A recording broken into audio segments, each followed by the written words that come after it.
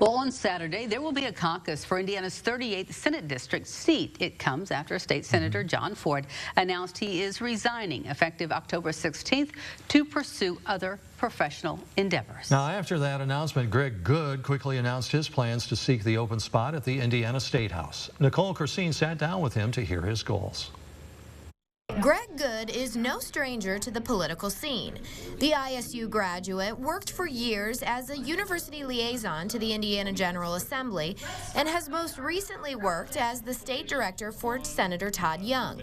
Now, Goode is hoping to join lawmakers at the State House, taking the place of Senator John Ford and continuing to push legislation that can develop Indiana's 38th district. We want to make sure that the Terre Haute community and the Senate District 38 is in a position to be able to retain people, retain talent, attract investment, and really uplift the overall economic prosperity of the region. Goode touted the work of Senator Ford and Todd Young and said he hopes to emulate both men if chosen to fill Ford's Senate seat. One of his legislative priorities, economic prosperity, connects to his time in higher education. Right here in West Central Indiana, an individual, whether it's preschool all the way to the PhD, very few regions can offer that, but we can offer that.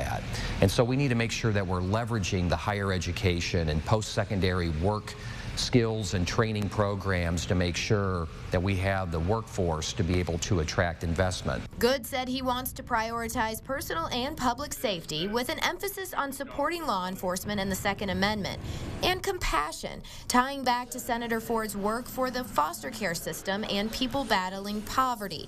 Developing the Wabash Riverfront, also an ongoing priority for Goode. My focus will be to find public-private partnership opportunities, as well as leveraging state funding, such as funding, whether it's from NDOT, economic development, potentially higher education funding sources.